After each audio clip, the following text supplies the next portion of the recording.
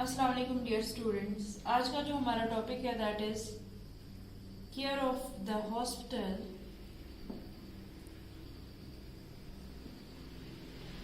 Care of the hospitalised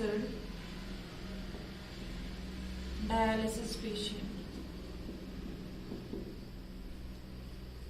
first one, उन patients को हम केयर देते हैं weather undergoing hemodialysis or peritoneal dialysis. The patient may be hospitalized for the treatment of the complications. उन patients को हम care provide करते हैं जिन पेशेंट्स को या तो हीमोडायलिसिस या तो पेरिटोनियल डायलिसिस की वजह से कॉम्प्लिकेशंस हो जाती है। तो डायलिसिस के रिलेटेड इनको कॉम्प्लिकेशंस हो जाती है तो उन पेशेंट्स को हम हॉस्पिटलाइज करते हैं। तो उसके बाद इन पेशेंट्स को हम क्या क्या केयर देते हैं। फर्स्टली हम क्या करते हैं, assessment of the patient. Patient को असेस करते हैं किस लिए, फॉर कार्डिक कॉम्प्लिकेशंस के पेशेंट को कोई कार्डिक कॉम्प्लिकेशन तो नहीं हुई है। और ये जो कार्डिक कॉम्प्लिकेशन है टू असेस द कार्डिक ये असेसमेंट की प्रायोरिटी है। पहले हम यही चेक करते हैं कार्डिक कॉम्प्लिकेशंस। उसके बाद next one, controlling electrolyte level and diet. Patient का एक तो इलेक्ट्रोलाइट लेवल जो है वो कंट्रोल रखते हैं और नेक्स्ट वन इन पेशेंट्स का जो डाइट है वो भी हम मेंटेन रखते हैं, क्योंकि इसमें डायलिसिस के दौरान इसमें इलेक्ट्रोलाइट ऑल्ट्रेशंस हो जाते हैं और ये इलेक्ट्रोलाइट ऑल्ट्रेशन जो है दीज आर कॉमन एंड इसमें पोटेशियम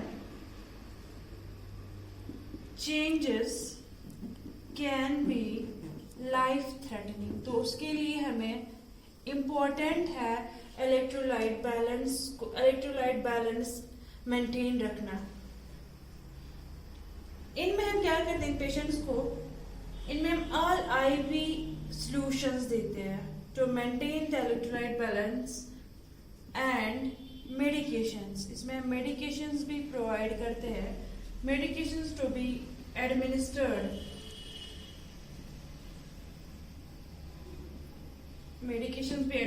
करते हैं और evaluated for electrolyte content and evaluate करते हैं electrolyte content, क्योंकि ये life threatening condition है। नेक्स्ट वन, इसमें हम क्या करते हैं, सीरम लेबोरेटरी वैल्यूज और असेस्ड। सीरम लेबोरेटरी वैल्यूज जो है ये भी हम कंटिन्यूअसली डेली इनको हम असेस करते हैं। Next one that is dietary intake. In patients का डाइटरी इंटेक जो है must be monitored. Dietary pattern भी हम इनको मॉनिटर करते हैं।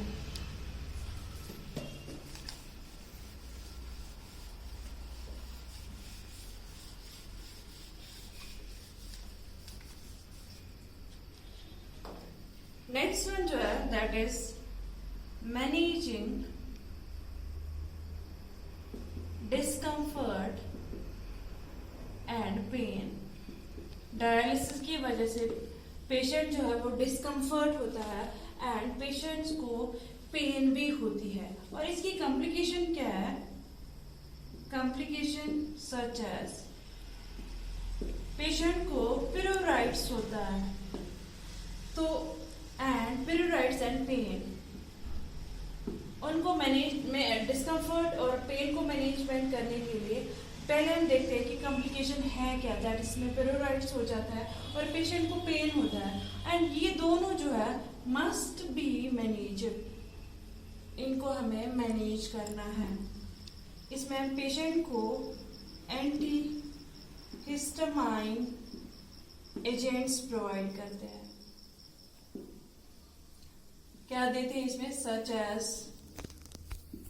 डाइफिनाइलहाइड्रामीन और हाइड्रोक्लोराइड, ये हम प्रोवाइड करते हैं, are commonly used for the itching, allergy के लिए, क्योंकि इसको इचिंग होती है तो उसके लिए एंटी हिस्टामाइन एजेंट्स हम प्रोवाइड करते हैं ताकि पेशेंट को कंफर्ट हो मिले। नेक्स्ट है उसके बाद स्किन क्लीनिंग एंड वेल मॉइस्चर्ड।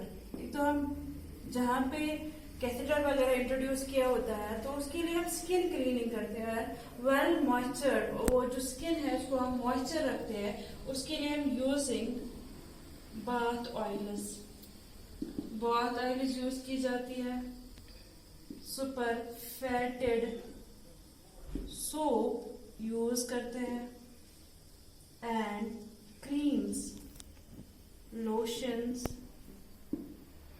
ये क्या करता है? इट हेल्प्स टू कंफर्ट, इसकी वजह से भी पेशेंट को आराम मिलता है, एंड रिड्यूस इचिंग, इचिंग भी से रिड्यूस हो जाती है। नेक्स्ट वन इसमें हम पेशेंट को टीचिंग द पेशेंट को हम सिखाते हैं to keep the nails trimmed, patient की जो नील्स है वो भी हम ट्रिमड रखते हैं, क्योंकि पेशेंट को इसमें इचिंग होती है तो उसकी वजह से पेशेंट को इंजरी भी होती है।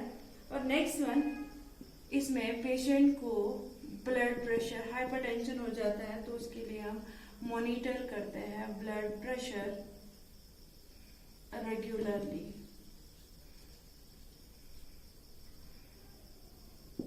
इसमें हाइपरटेंशन जो है, hypertension is the common in renal failure, renal failure में hypertension जो है वो common।